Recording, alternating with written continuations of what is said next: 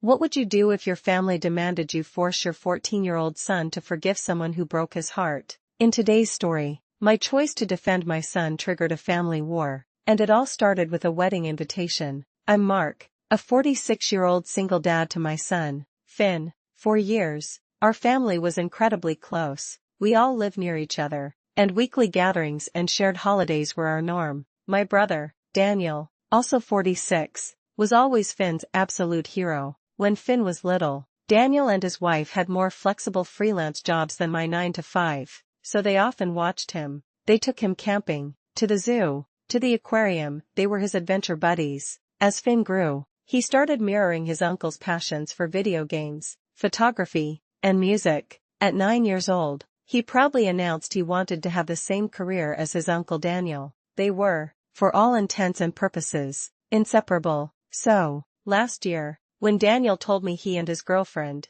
Sarah, were getting married, we were all thrilled. It was a bit of a surprise, as I knew neither of them were big believers in marriage. When I asked, they admitted it was really all for Sarah's mom, Brenda, and since Brenda was paying for the whole affair, they let her plan everything: the venue, the food, the music, all of it. They made a critical mistake right there, handing over complete control of the most important day of their lives. They were completely unaware that this single act of casual indifference would detonate a bomb in the heart of our family. Brenda decided on a destination wedding at a fancy, far-off resort. In July, the invitation arrived, addressed to both me and Finn. I even had a plus one. The moment the wedding website was live, I tried to book our hotel room, but the link was broken. Not wanting to risk it, I called the hotel directly to make the reservation. The confirmation email said room for 2 adults, but with the language barrier on the phone, I just brushed it off as a simple error. Around that same time,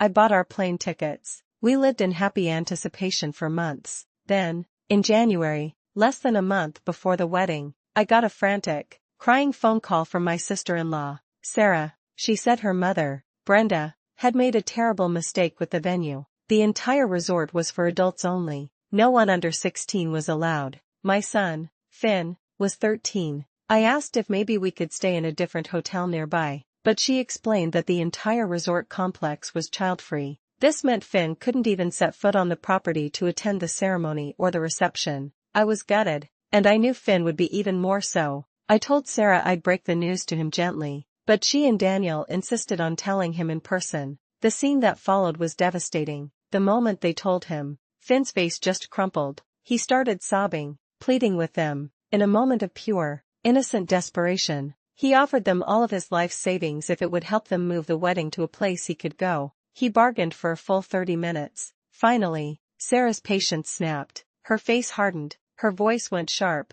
and she told him he was being selfish and that this day wasn't about him. This moment revealed Sarah's most profound flaw, a stunning lack of empathy for a child's pain, a trait that would ultimately poison the relationship she claimed to want with her nephew. And Daniel, my brother, just stood there. He didn't say a word to defend his own nephew. I think Finn would remember that silence even more than Sarah's words. Eventually, a defeated Finn just apologized and retreated to his room. As one person later commented when I shared this story, it was never really about the wedding after that. The real damage was done in that conversation. He trusted them, and instead of helping him process an extremely upsetting situation that was entirely their mistake, they called him selfish and effectively destroyed their relationship. I didn't go to the wedding either. It just didn't feel right, and I couldn't leave my son alone while the rest of the family was away. After they got back, a wall went up. Finn stopped talking to my brother. If Daniel sent him a message, Finn would ignore it unless it was a message he was supposed to pass on to me. At our family gatherings, he'd be polite, passing the salt or helping his grandma with the plates, but if Daniel or Sarah tried to ask about school or start a real conversation, he would simply shut down.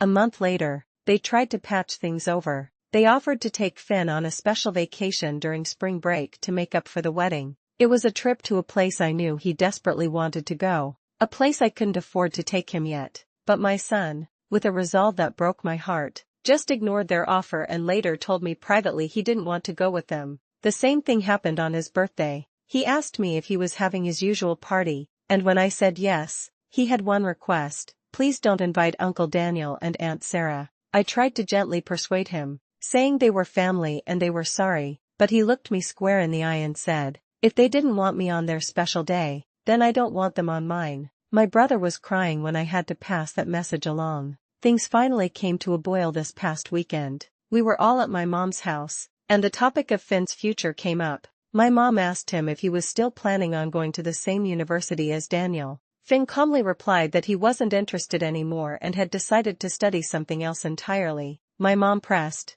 "I thought you wanted to be like your uncle," and that's when Finn dropped the bomb. With a quiet finality, he just said, "Why would I want to be like him?" The air went still. I immediately intervened and told Finn he didn't have to be so rude, but the damage was done. Both my brother and Sarah heard it. Their faces were a mask of shock and hurt. They left shortly after without another word. That night, my phone buzzed with a text from Daniel. He called me an asshole, accusing me of letting my son hold a grudge, even suggesting I was jealous of their bond and was actively sabotaging it. I didn't hold back. I told him these were the consequences of his own actions, that this was 100% his fault for letting his mother-in-law, who obviously had no regard for my child, plan the entire wedding. He hung up on me. Now, my mother and other family members are pressuring me. They think I should force Finn to forgive his uncle to keep the peace. They keep saying it was just a small mistake with no ill intent, but I refuse. My son was deeply hurt,